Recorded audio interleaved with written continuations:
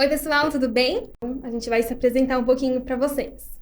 Bom, eu sou o Vitor, vocês devem estar enjoados de me ouvir falar, mas estou aqui mais uma vez. É sempre um prazer enorme estar aqui nesta mesa, hoje muito chique. Exatamente. Gente, eu sou a Brenda, tô aqui novamente, né, com a Nath. E Bom, pessoal, prazer. Eu sou a Monique, eu sou educadora financeira, sou palestrante, administradora e consultora financeira. É um prazer estar aqui também. Que legal! E hoje a gente vai falar de novo sobre a jornada de empreender com algumas pessoas. O Vitor já é o quê? O nosso garoto propaganda desse canal. Se inscreve no canal, dá o like, favorita, liga o sininho. Por Por favor. Compartilha. E hoje nós temos uma convidada especial que é a Monique. Então a gente vai começar a contar um pouquinho da trajetória dela. Hoje a Monique, como ela disse, ela é educadora financeira. Então, Moni, conta pra gente como que veio essa ideia, como que você tomou essa atitude, não quero mais trabalhar CLT, quero empreender. Conta aí essa trajetória. Bom, pessoal, eu trabalhava sempre na área financeira, em algumas empresas. E a última empresa que eu trabalhei, eu estava na área de planejamento financeiro. E eu lidava bastante com orçamentos, planilhas de Excel, né? Eu ajudava a empresa nesse sentido. Mas chegou um certo momento que eu não me identificava mais com essa área, eu não tinha mais um propósito lá dentro, não tinha realização pessoal. Então foi nesse momento que eu, tomei a decisão de pedir meu desligamento e eu comecei a pensar como que eu poderia usar o meu amor pela área financeira em outra coisa para ajudar as pessoas. Então eu comecei a pesquisar muito, e aí eu me encontrei com a educação financeira. E eu vi que muitos brasileiros têm dificuldade hoje de controlar o seu próprio dinheiro, de não entrar em dívidas e até aprender a investir, porque muitos têm medo ainda. Então eu comecei a estudar mais sobre isso, já atendi algumas pessoas e hoje eu educo as pessoas financeiramente. Como que você, começou fazendo um curso e aí depois você já foi para jogo, já começou a atender? Dá um pouquinho mais de detalhes pra gente nisso. Então, quando eu pedi meu desligamento em outubro, em novembro eu já comecei a fazer um curso de assistente financeira virtual. Fiz esse curso para atender pequenos empreendedores e pequenas empresas, para que eles terceirizassem o financeiro deles para que eu cuidasse. Depois de um tempo, eu criei meu Instagram. E aí eu comecei a fazer vários posts sobre educação financeira, relação com dinheiro, como ter economias. E eu vi que as pessoas se interessaram bastante. E aí eu falei, olha, eu vou fazer mais algum curso. E aí eu comecei o curso de educadora financeira. Aí comecei o curso em dezembro e Você começou a vender esse curso, né? Isso. E aí já em janeiro eu já comecei a atender as pessoas. Eu criei uma mentoria de organização financeira. E aí as pessoas foram gostando, eu vi resultados e eu falei, quero expandir isso, né? Então hoje, além da organização financeira, eu ajudo pessoas que estão com dívidas e quer começar ali os primeiros investimentos também. Mas posso fazer uma pergunta, Nath? Claro. Quem está com dívida, qual que é a primeira coisa que tem que fazer? A primeira coisa é ter a consciência do que a pessoa tem que pagar primeiro. Por quê? Porque hoje o comum é a pessoa se enrolar com cartão de crédito, limite de cheque especial e os juros são muito altos. Então a pessoa ela fica tão desesperada para acabar com esse problema que ela às vezes deixa de pagar coisas essenciais na vida dela, como um aluguel, uma conta de água, condomínio, que a pessoa pode perder o apartamento só por não pagar condomínio. Então, o meu primeiro trabalho é orientar a pessoa, quais são as contas essenciais para ela pagar primeiro, que são essas, e quando é alguma dívida que está atrelada a algum bem, como um financiamento de casa, de carro. Então, é a primeira coisa que a pessoa precisa entender.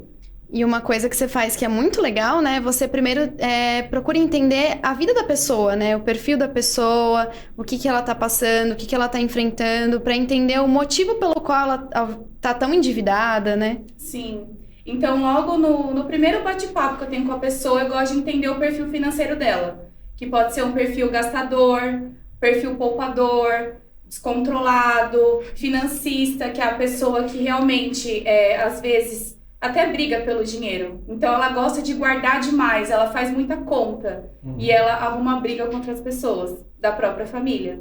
Então eu gosto de entender o perfil da pessoa para criar ações para que ela, né, consiga ter um equilíbrio financeiro também. Top. Recentemente eu fiz um workshop para finanças para devs, né?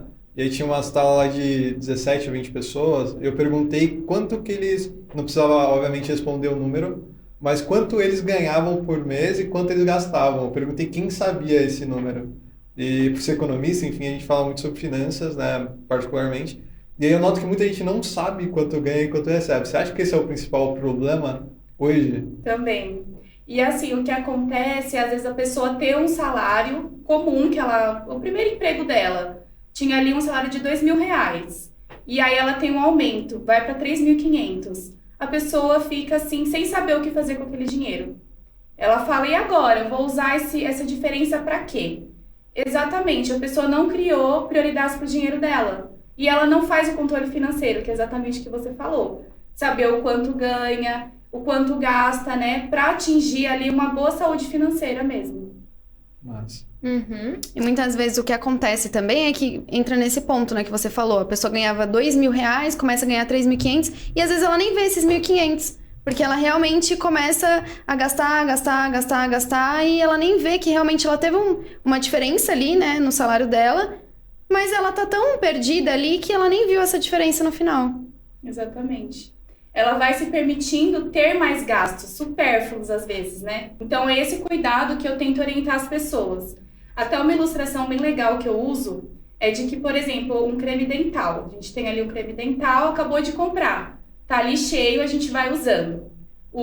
Vai usando normal. Chega num certo momento, começa a acabar aquele creme dental. A gente já fica um pouco mais apertado, pensando, bom, vou diminuir a quantidade.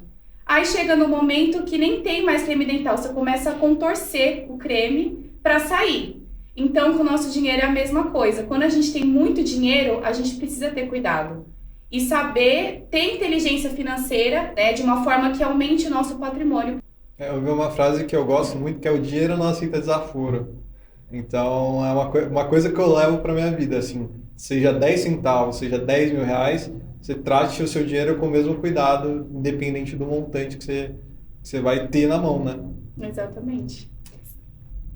E assim, também, um ponto que você falou, achei interessante. Às vezes as pessoas pensam, nossa, mas meu salário é tão pouquinho, eu ganho R$1.500, por que eu vou guardar? R$50 por mês, que diferença vai fazer para mim? Mas faz diferença, porque poupar dinheiro é um hábito. Então, uma pessoa que não sabe, tem um salário de R$1.500, não consegue poupar R$50, quando ela tiver R$5.000 de salário, ela também não vai conseguir poupar R$1.000. Então, isso também é um hábito que a gente precisa ter desde sempre, com o primeiro salário mesmo.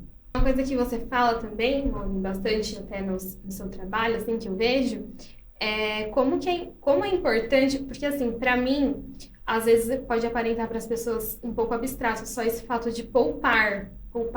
Parece que é uma coisa assim, que um dia eu vou precisar de um dinheiro e estará lá. É bom esse pensamento? É bom, mas assim, eu acho que não faz parte da maioria. Mas você falou uma coisa que, o quão é importante a gente ter os nossos objetivos e os nossos sonhos alinhados e aí sim traçar estratégias financeiras. E eu quero que você fale um pouco sobre isso e eu quero que você dê exemplo dos seus clientes, sabe? Como já deu assim para você acompanhar esse processo das pessoas, sabe? Olha, eu tenho um plano, eu tenho um sonho de fazer isso. Eu deixei de fazer algumas coisas, porque naquele momento era uma prioridade, mas, né, com a sua consultoria, eu pude rever e tirar dali, aplicar ali, para poder chegar no que ela queria chegar. Sim, eu tenho um bom exemplo para trazer, que é de uma menina que eu atendi, né? Que realmente ela tem um salário bom, ela não é uma pessoa assim descontrolada financeiramente, ela conseguia poupar dinheiro todos os meses. Mas por não ter clareza dos sonhos dela mesmo, do que ela queria alcançar, ela poupava dinheiro, né? Ela colocava ali num CDB e ela resgatava. Então ela falava, mas por que eu tô guardando dinheiro? Então até uma frase bem legal é que se a gente não sabe por que a gente está guardando dinheiro, qualquer passivo serve. Então, se a gente não tem um objetivo por trás, do poupar dinheiro, a gente, coisa que aparecer na nossa frente, um desejo imediato que aparecer, a gente vai gastar nosso dinheiro.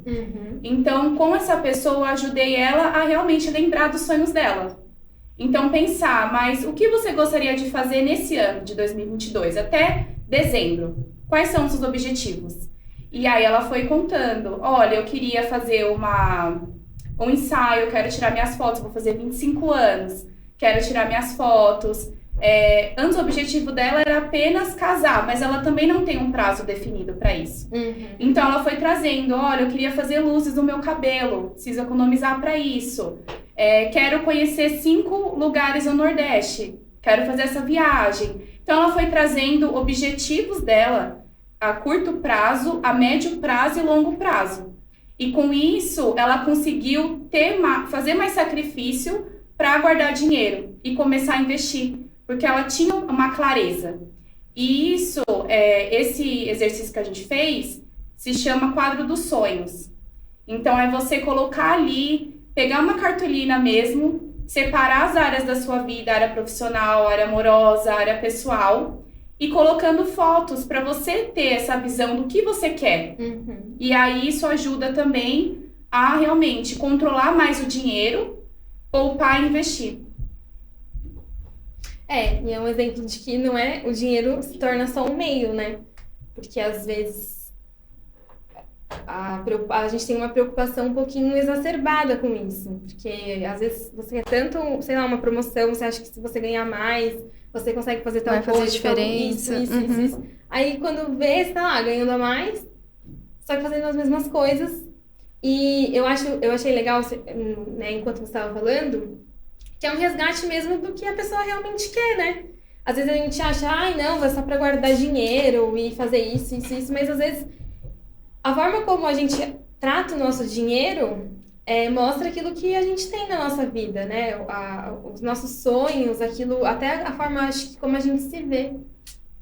Sim. Eu acho que o dinheiro é um excelente servo, mas um péssimo senhor, né? A gente tem que entender que o dinheiro é liberdade. Dinheiro é liberdade, de tempo, geográfica, de fazer aquilo que você quer. Um dos grandes problemas que eu vejo hoje, a gente está acontecendo com a minha namorada, que é a roda dos atos, assim. Que aí você vai para a classe média, assim, você casa uma hora e você junta a renda do casal, dá mais de 10 salários mínimos. Só que o casal está sempre endividado, sabe? Sim. Então, o dinheiro não traz uma liberdade. Não traz a liberdade, putz, não estou gostando do meu trabalho, vou sair. Não estou gostando, quero fazer uma viagem, quero fazer um intercâmbio. Isso é liberdade, de verdade. Quando você traz essa ideia do quadro dos sonhos, você faz justamente esse resgate, né? Exatamente. De entender que o dinheiro é um meio para um fim maior. O dinheiro, tipo, não é sobre juntar dinheiro na sua conta. É sobre fazer o casamento dos seus sonhos, né? Sim. É sobre você controlar o dinheiro e não ele te controlar.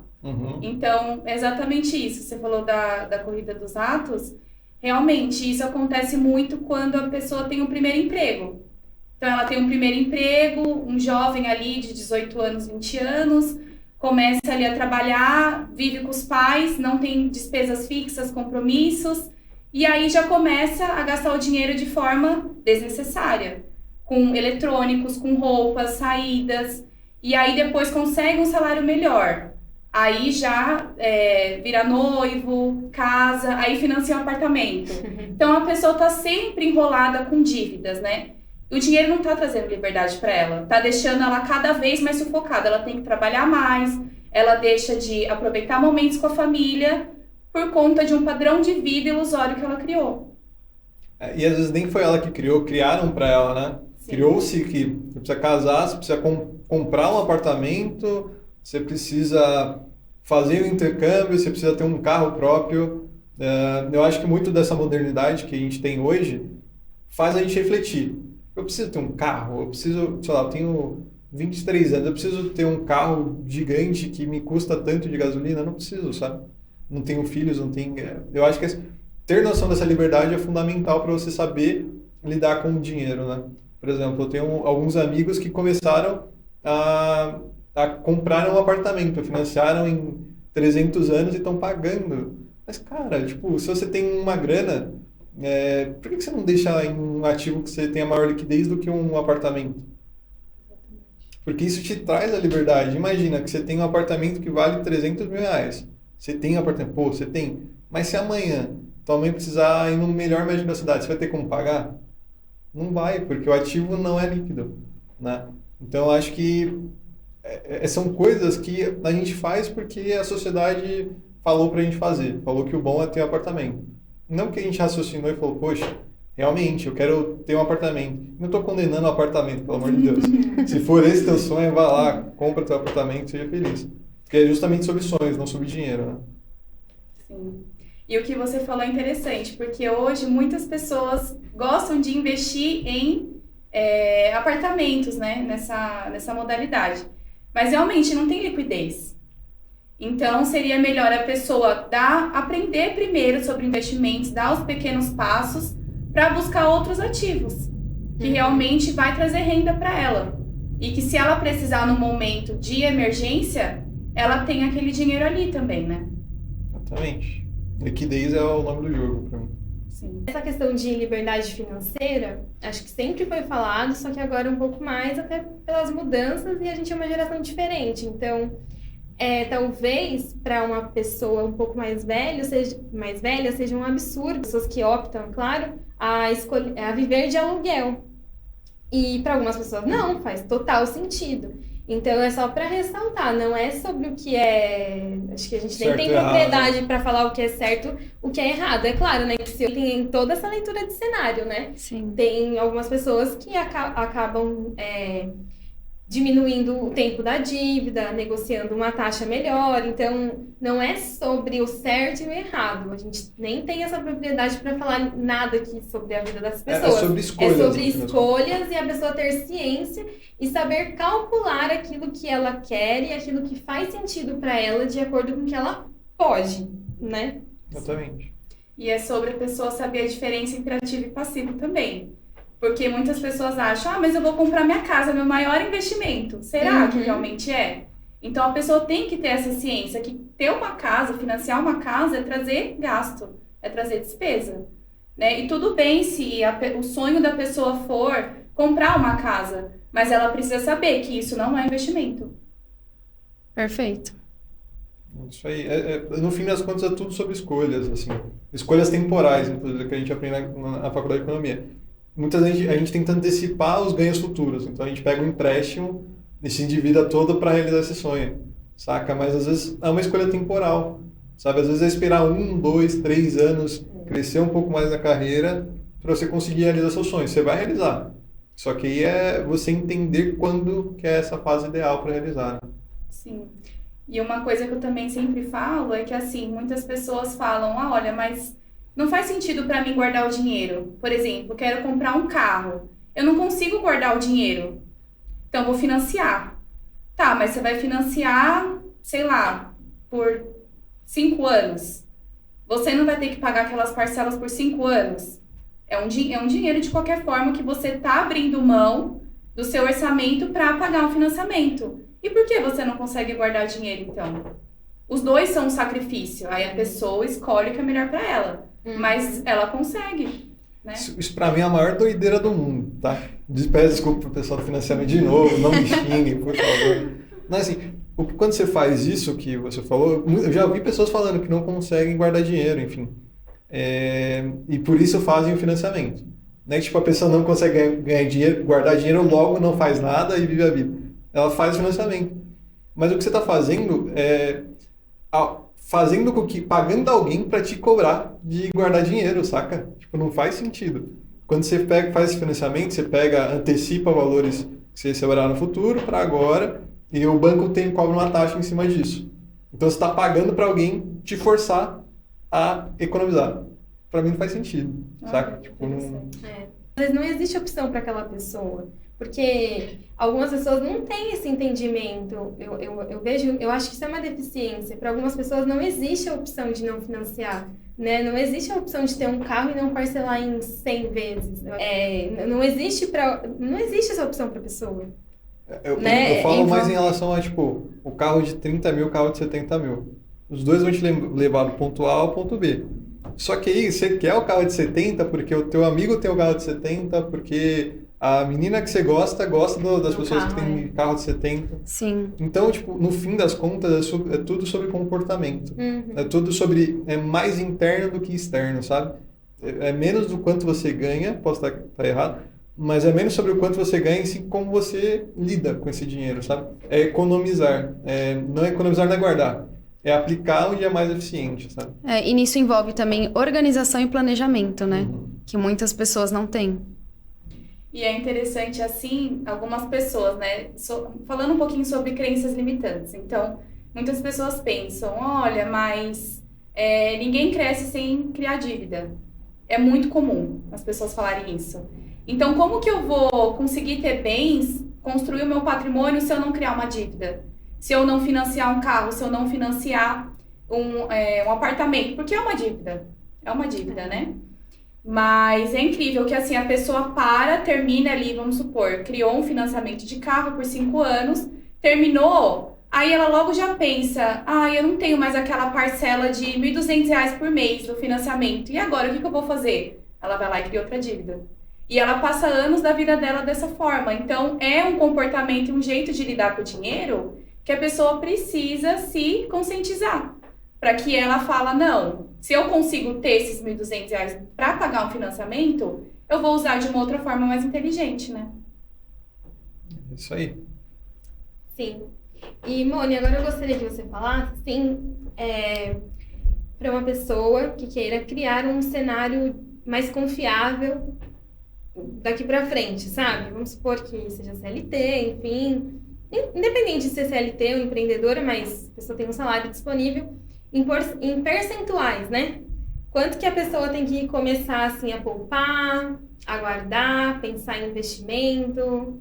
Primeira coisa você tem uma reserva financeira hoje que você pode usar para quitar a sua dívida? Não tem. Então, você vai criar essa reserva. Então, a gente vai ver o orçamento da pessoa, a forma que ela lida com o dinheiro, as despesas fixas, variáveis que ela tem, ver a renda dela, e ver o que é necessário para ela. O que é essencial? Que gastos ela tem? A pessoa paga um aluguel? Uhum. A pessoa tem financiamento? Então, tudo isso a gente vai ver, mas... Claro, né? A pessoa ela não vai levar um mês para resolver a vida dela financeira para algumas pessoas que possuem muitas dívidas. Mas também, por exemplo, criar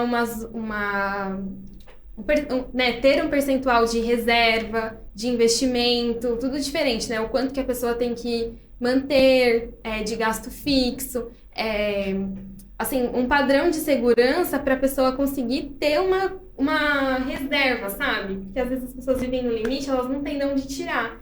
E às vezes tem pessoas que não sabem o que fazer com o dinheiro e acabam se perdendo e acabam criando dívidas. Então, vamos supor que a maioria do nosso público seja meninas que tenham 24 anos e que ganhem, sei lá, R$ 3.500. Elas moram com os pais, elas têm ali tickets da vida e elas pagam uma faculdade, sei lá, de R$ 1.000. O que elas fazem com os R$ 2.000? Uma forma simples para organização de orçamento é o método 50-30-20. Uhum. É bem comum, né, eu passar esse método para as pessoas. Então, assim, seria 50% da sua renda para gastos essenciais, que aí inclui, no caso dessas meninas que você falou, seria a faculdade. Uhum. Não vejo agora, talvez um plano de celular é um gasto essencial, mas assim, para uma pessoa que já tem outras responsabilidades, tem sua própria casa, seriam gastos com moradia, Sim. gastos com transporte. Então, né, essas duas categorias, saúde é um gasto essencial. Essas categorias entram em gastos essenciais. E aí depois, os 30% são gastos necessários. Uhum. Então, por exemplo, um gasto com academia, gastos com despesas pessoais, roupa, sapato, beleza, né? Uhum. E 20% para investimento. Sim. Legal. Muito bom, muito legal. Vocês viram, né, pessoal? Então, se vocês estão aí meio perdidos na vida, por favor, Monique.finanças. Procurem a Monique e também se organizem com aquilo que vocês escutaram.